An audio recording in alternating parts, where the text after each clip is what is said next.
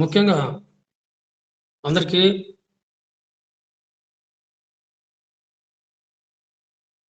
ఇప్పుడు వినపడుతుందా మా వాయిస్? వాయిస్ వినపడుతుందా? గుడ్ ఆఫ్టర్నూన్ గుడ్ ఆఫ్టర్నూన్ అందరికీ. నేను ఆ క్లాస్లో మనము ఓకేమ్మా గుడ్ ఆఫ్టర్నూన్. నేను క్లాస్లో మనము సమాఖ్య ప్రభుత్వము అనగానేమి, సమాఖ్య ప్రభుత్వం యొక్క లక్ష్యాల గురించి నేను బ్రీఫ్గా ఇంట్రడ్యూస్ చేస్తున్నాము. తర్వాత మనము ఈరోజు క్లాసులో ఏకకేంద్ర ప్రభుత్వము మరియు సమాఖ్య ప్రభుత్వం గల వ్యత్యాసాలు తెలుసుకోవాలి.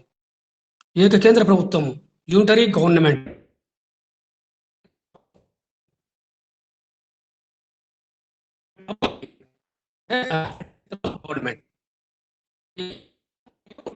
ప్రభుత్వం మధ్య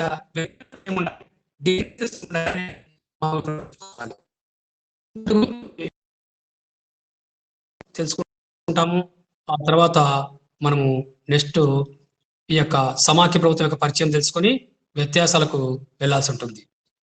కాబట్టి ముఖ్యంగా ఈ యొక్క ఏ కేంద్ర ప్రభుత్వము సమాఖ్య ప్రభుత్వం మధ్య భేదాల గురించి ఈ ఫస్ట్ ఒక పీడిఎఫ్ రూపంలో మీకు చూపిస్తాను, చూడండి. ఏ కేంద్ర ప్రభుత్వము మరియు సమాఖ్య ప్రభుత్వం మధ్య భేదాలు ఏంటివి అనేటివి ఫస్ట్ మనం ఏ కేంద్ర ప్రభుత్వం పరిచయము, సమాఖ్య ప్రభుత్వ పరిచయము, తర్వాత ఈ యొక్క డిఫరెన్సెస్ గురించి తెలుసుకుంటాము. ఫస్ట్ ఏ కేంద్ర ప్రభుత్వం అనగానేమంటే మనకు ఒకే ఒక కేంద్ర ప్రభుత్వం అని రెండు క్లాసులు చెప్పాము. ఒకే ఒక కేంద్ర ప్రభుత్వము, యూనిటరీ గవర్నమెంట్. యూని అంటే ఒకటి, టరీ అంటే అధికారము. కాబట్టి సర్వోన్నతమైన అధికారము ఒకే ఒక కేంద్ర ప్రభుత్వంలో ఉంటుంది కాబట్టి ఏ కేంద్ర ప్రభుత్వం అని అంటామని చెప్పడం జరిగింది. కాబట్టి ఒకే ఒక అధికార కేంద్రం అనేది ఒకే ఒక కేంద్ర ప్రభుత్వంలో ఉంటుంది కాబట్టి దీన్ని ఏ కేంద్ర ప్రభుత్వం అంటారు. ఉదాహరణకు ఈ యొక్క ప్రభుత్వం ఎక్కడ ఉందంటే బ్రిటన్, తర్వాత ఫ్రాన్స్, తర్వాత న్యూజిలాండ్, తర్వాత బెల్జియం, తర్వాత ఇటలీ దేశాల్లో ఏ కేంద్ర ప్రభుత్వం ఉందని చెప్పి మనం స్పష్టంగా చెప్పవచ్చు.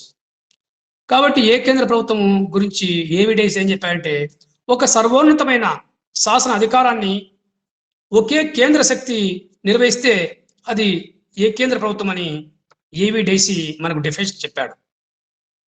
కాబట్టి ఈ విధంగా మనకు ఏ కేంద్ర ప్రభుత్వం యొక్క కొన్ని లక్ష్యాలు కూడా చెప్పడం జరిగింది.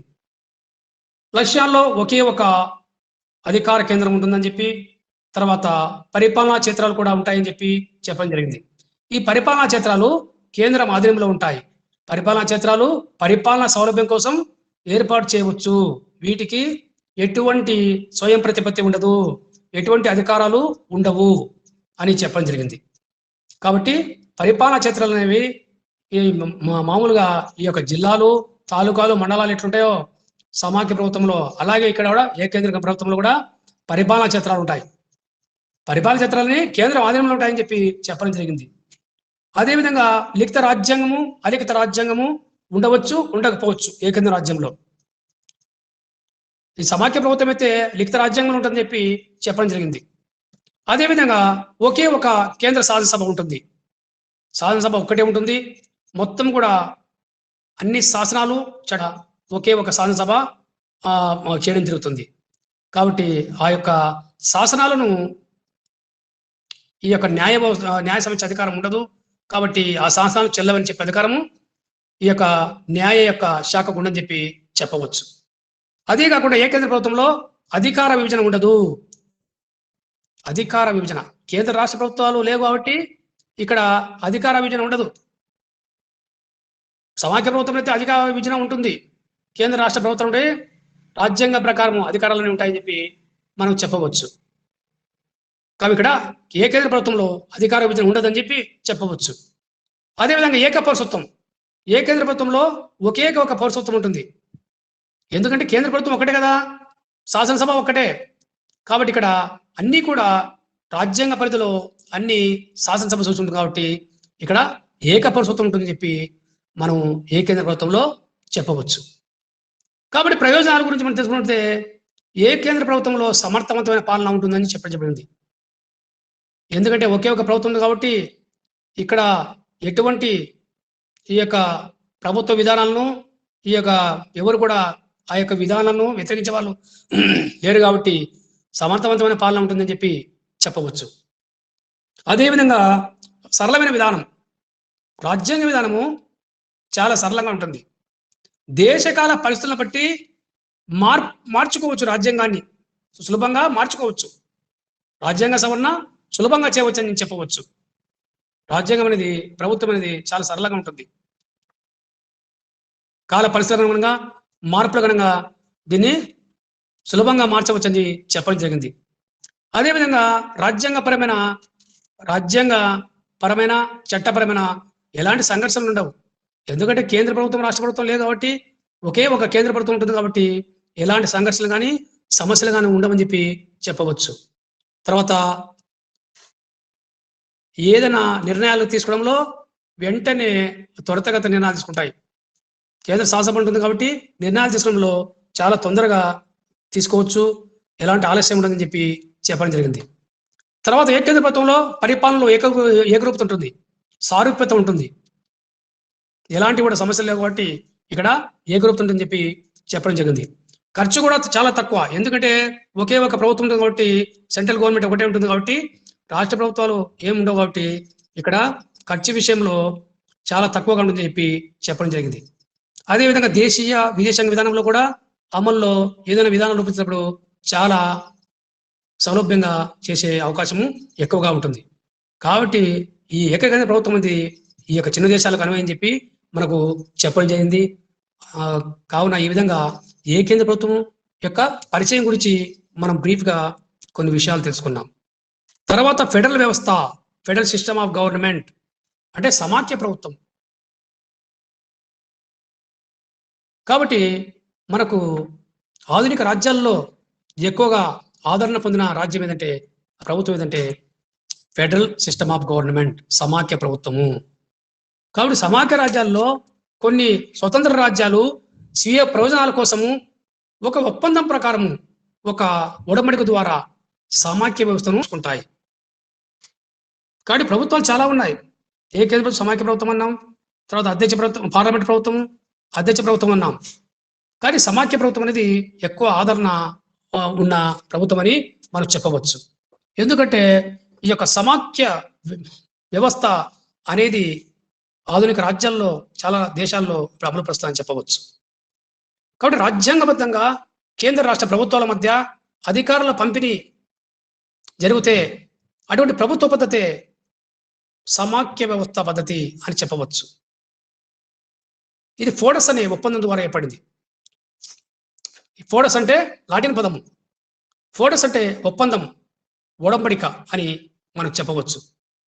కాబట్టి ఈ ఒడంబడిక ఒప్పందం ఫలితంగా కొన్ని జాతీయ ప్రయోజనాల కోసం, రాష్ట్ర ప్రయోజనాల కోసం కొన్ని రాజ్యాలు కలిసి ఇది స్వీయ ప్రయోజనం కోసం ఒక ఒప్పందం ద్వారా ఏర్పరచుకునేదే సమాఖ్య పద్ధతి, సమాఖ్య వ్యవస్థ అని చెప్పవచ్చు. ఎక్కువగా అధికార విభజనలో జాతీయ ప్రయోజనం కోసం, రాష్ట్ర ప్రయోజనం కోసం రాజ్యాంగమైన ఒక విధానం ద్వారా ఈ అధికార పరిధులు అనేది ఏర్పరచుకున్నాయని చెప్పి చెప్పవచ్చు. కాబట్టి రాజ్యాంగం ద్వారా అధికార పరిధుల్లో ఈ ప్రభుత్వాలు స్వతంత్ర ప్రతిపత్తి కలిగి ఉంటాయి. కాబట్టి సమాఖ్య వ్యవస్థలో రాష్ట్ర ప్రభుత్వాలు ఈ స్వయం ప్రతిపత్తితో స్వతంత్రంగా ఉంటాయని చెప్పి మనం స్పష్టంగా చెప్పవచ్చు.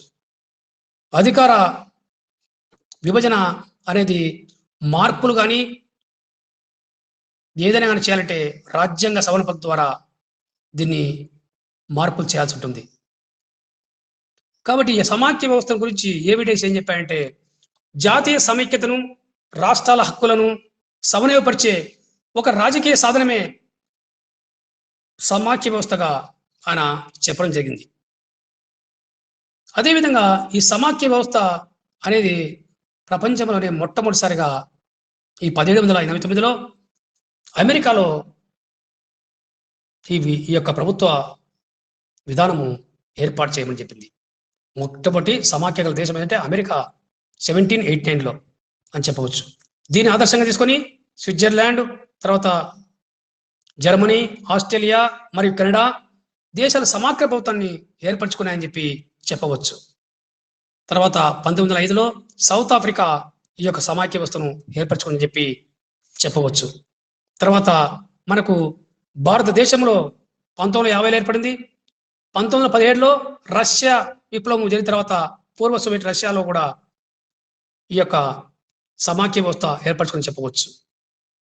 భారతదేశంలో మన స్వాతంత్రం వచ్చిన తర్వాత 3 సంవత్సరాలకు 1950లో మనము సమాఖ్య వ్యవస్థను ఏర్పరచుకున్నామని చెప్పి చెప్పవచ్చు.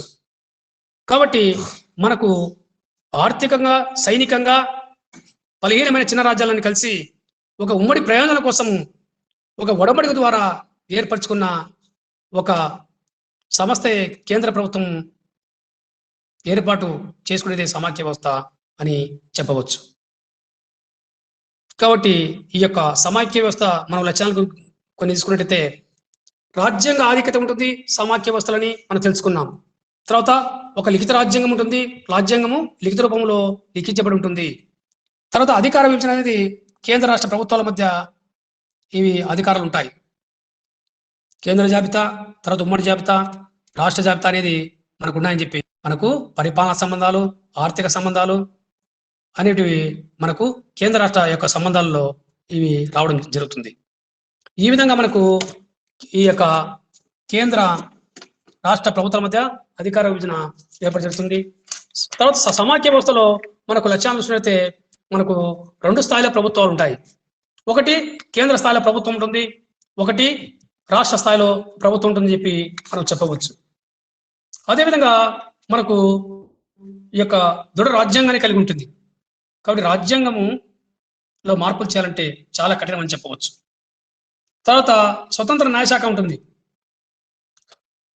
అంటే స్వయం ప్రతిపత్తి కలిగిన ఒక స్వతంత్ర న్యాయ వ్యవస్థ కూడా సమాఖ్య వ్యవస్థలో ఉంటుంది.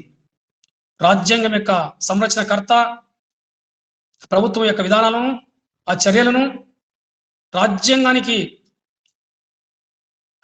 అనుగుణంగా ఉండే విధంగా పరిపాలన చేసేదే అని చెప్పవచ్చు. కాబట్టి రాజ్యాంగానికి వ్యతిరేకంగా ఏమైనా చట్టాలు చేస్తే మన సమాఖ్య వ్యవస్థలో అవి చెల్లవని చెప్పేది అధికారం, న్యాయ సమీక్ష అధికారం ఇక్కడ సమాఖ్య వ్యవస్థలో ఉంటుందని చెప్పి చెప్పవచ్చు. తర్వాత ద్వంద్వ పౌరసత్వం ఉంటుందని చెప్పి చెప్పడం జరిగింది. అమెరికాలో, స్విట్జర్లాండ్లో ద్వంద్వ పౌరసత్వం ఉంది. భారతదేశంలో ఏక పౌరసత్వం అని చెప్పి చెప్పవచ్చు. తర్వాత కేంద్ర శాసనసభలో రాష్ట్రాలకు ప్రత్యేక ప్రాతినిధ్యం ఉంటుంది. మన భారతదేశంలో లోక్సభ ఉంది, తర్వాత రాజ్యసభ ఉంది. కాబట్టి ఒక సభ రాష్ట్రాలకు నడిచే, ఒక సభ ఈ యొక్క దేశ ప్రజలకు ప్రాతినిధ్యం వస్తుందని చెప్పి మనం స్పష్టంగా చెప్పవచ్చు. కాబట్టి ఇప్పుడు ఏకకేంద్ర ప్రభుత్వము, సమాఖ్య వ్యవస్థ యొక్క మనకు ఈ యొక్క వ్యత్యాసాలు ఏమున్నాయని మనము కొన్ని విషయాలు తెలుసుకోవాలి. ఏకకేంద్ర ప్రభుత్వంలో ఒకే ఒక సమగ్రమైన ప్రభుత్వం ఉంటుందని చెప్పడం జరిగింది. కానీ సమాఖ్య వ్యవస్థలో ఈ యొక్క 2 స్థాయిల ప్రభుత్వాలు ఉంటాయని చెప్పడం జరిగింది. అంటే ఒకటి కేంద్ర ప్రభుత్వము, 2 రాష్ట్ర ప్రభుత్వము ఉంటాయని చెప్పి చెప్పవచ్చు.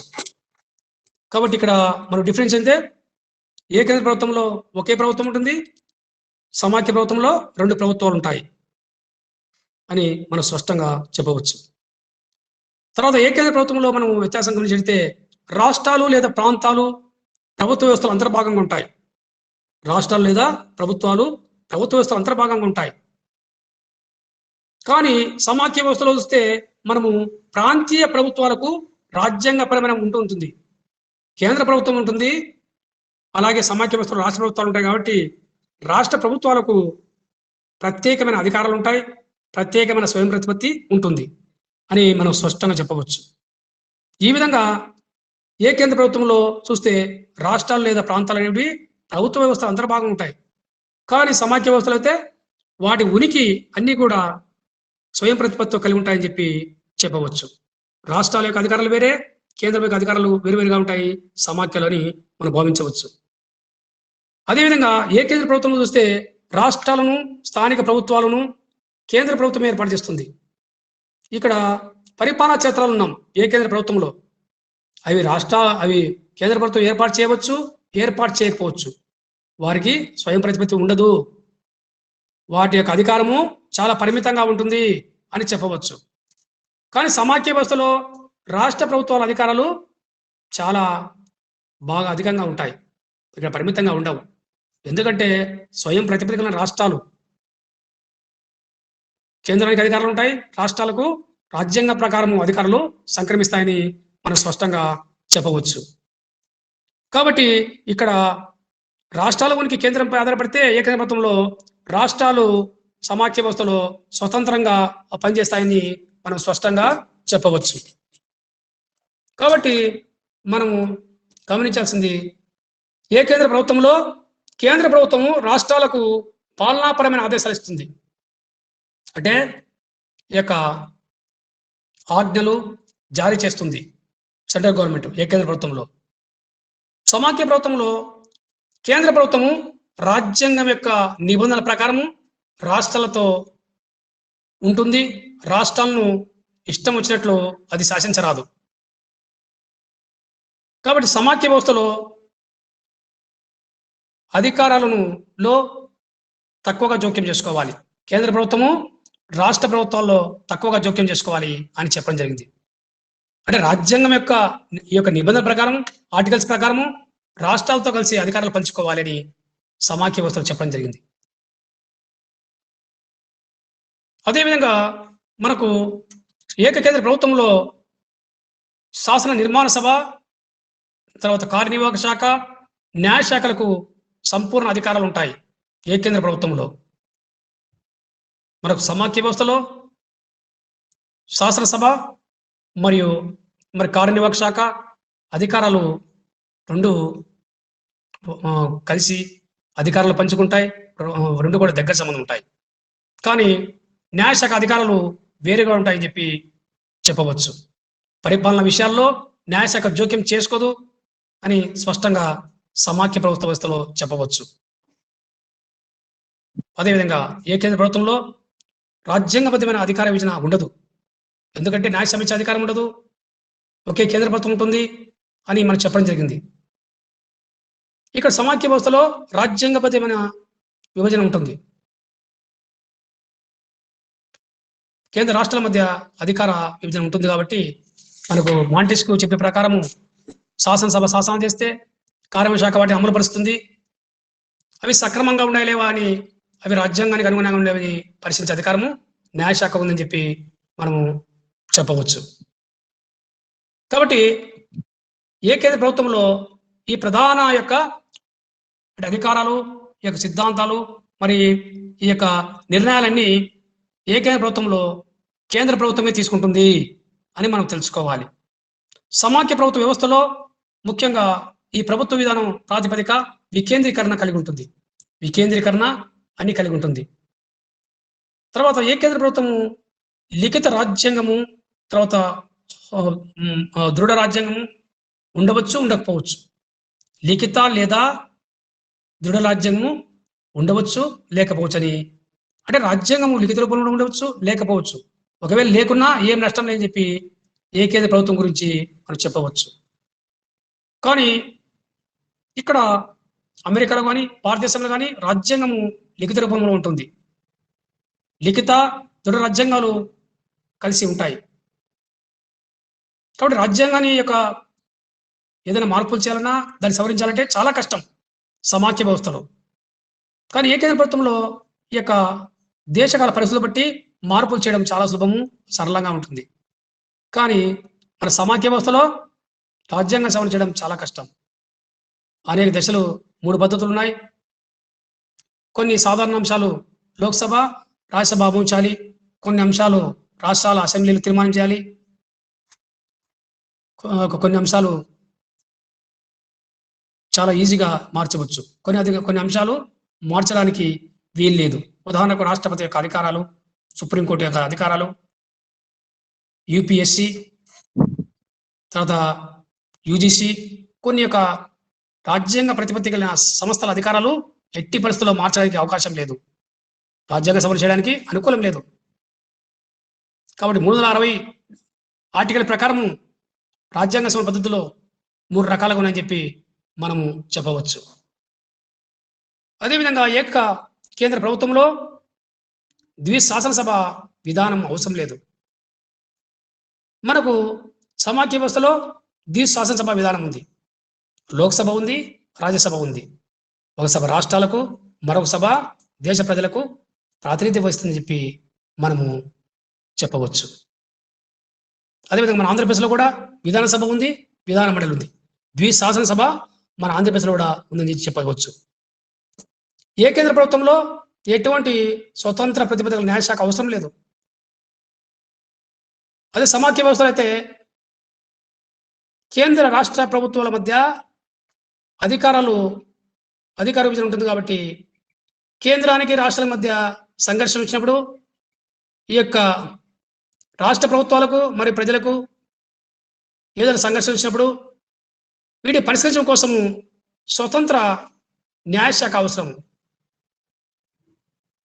ఈ న్యాయశాఖ ప్రత్యేకంగా న్యాయ సమీక్ష అధికారం కలిగి ఉంటుంది.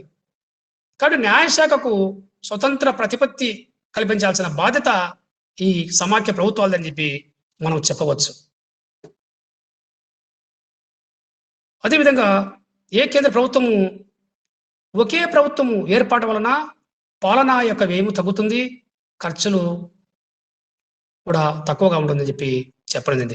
ఎందుకంటే ప్రభుత్వాలు ఒకే శాసనసభ ఉంటుంది, మామూలు 3 ప్రభుత్వాంగాలు ఉన్నా కేంద్ర ప్రభుత్వం ఒకటే ఉంటుంది కాబట్టి ఖర్చు తక్కువగా ఉంటుందని చెప్పి చెప్పవచ్చు.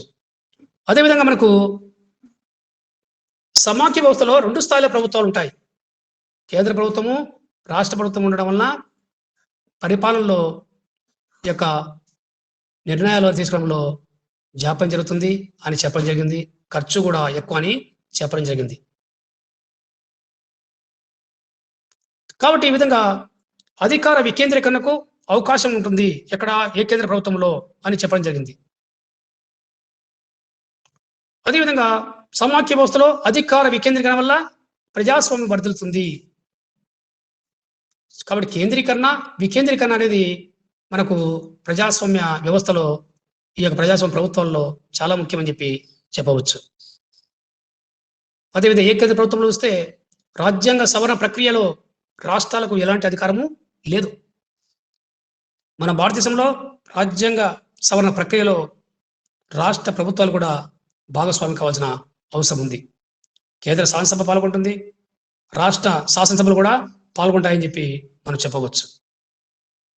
కాబట్టి ఏ కేంద్ర శాసనసభ చిన్న రాజ్యాలకు మాత్రమే అది అనువైందిగా మనకు చెప్పడం జరిగింది. అది సమాఖ్య వ్యవస్థ అమెరికా, భారతదేశము లాంటి పెద్ద దేశాలకు ఈ యొక్క సమాఖ్య వ్యవస్థ మామూలుగా అనుకూలం ఉందని చెప్పి చెప్పడం జరిగింది.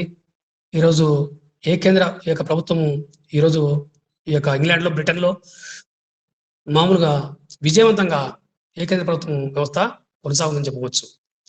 అదేవిధంగా సమాఖ్య వ్యవస్థ కూడా భారతదేశంలో, తర్వాత ఈ యొక్క స్విట్జర్లాండ్, తర్వాత ఈ యొక్క రష్యా, ఆస్ట్రేలియా దేశాలు కూడా ఈ యొక్క సమాఖ్య వ్యవస్థ ఈ యొక్క విజయవంతంగా ప్రభుత్వాన్ని ఏర్పరిచి విజయవంతంగా కొనసాగుతుందని చెప్పి మనము చెప్పవచ్చు. కాబట్టి ఈ విధంగా ఏకకేంద్ర సమాఖ్య ప్రభుత్వాల మధ్య ఈ విధంగా మనకు వ్యత్యాసాలు ఉన్నాయని చెప్పి మనము చెప్పడం జరిగింది. కాబట్టి మనము ఈ యొక్క పీడిఎఫ్ను క్వశ్చన్ మనము చూసినట్టయితే differences of unitary and federal government, ఇది ఎస్ఏ క్వశ్చన్.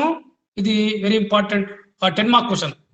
ఏకకేంద్ర సమాఖ్య ప్రభుత్వం మధ్య వ్యత్యాసాలు అన్నప్పుడు ఏకేంద్ర ప్రభుత్వం గురించి మనము కొన్ని విషయాలు తెలుసుకున్నాం. ఈ యొక్క ఏకేంద్ర ప్రభుత్వము ఇంగ్లాండ్, ఫ్రాన్స్, స్వీడన్లో ఉందని చెప్పి తెలుసు.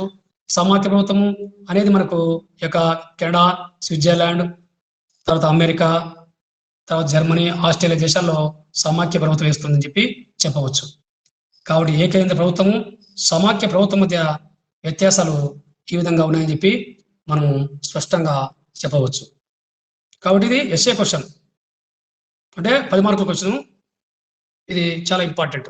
కాబట్టి మనం ఇంతవరకు ఏకేంద్ర ప్రభుత్వం గురించి, తర్వాత సమాఖ్య ప్రభుత్వం గురించి, ఏకకేంద్ర సమాఖ్య ప్రభుత్వాల వ్యత్యాసాల గురించి ఈ యొక్క యూనిట్ 3లో మనము అన్ని విషయాలు తెలుసుకున్నాం. తర్వాత నెక్స్ట్ క్లాస్లో మనము పార్లమెంటరీ ప్రభుత్వాల గురించి, తర్వాత అధ్యక్ష ప్రభుత్వ విధానం గురించి మనము నెక్స్ట్ క్లాస్లో దాని గురించి బ్రీఫ్గా కొన్ని విషయాలు మళ్ళీ తెలుసుకుంటామని చెప్పి మనం చెప్పవచ్చు.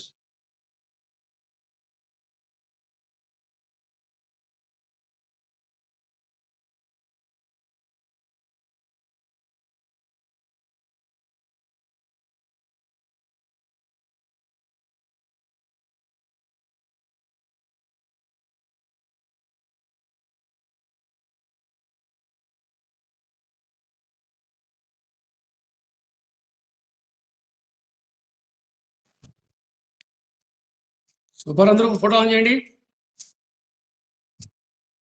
ఫోటోస్ ఆన్ చేయండి. మాధవి,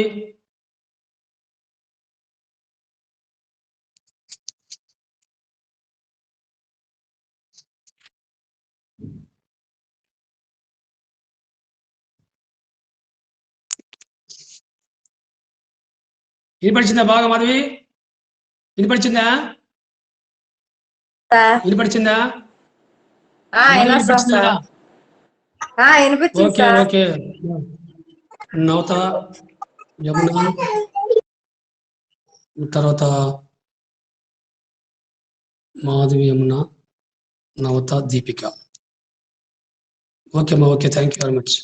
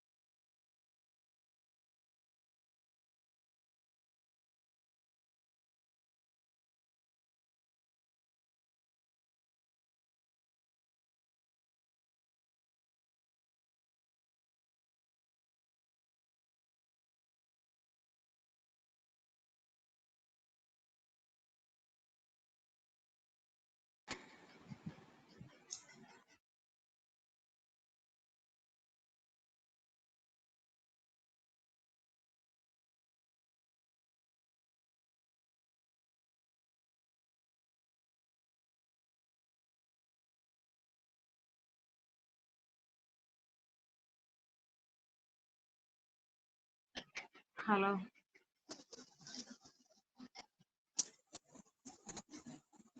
హలో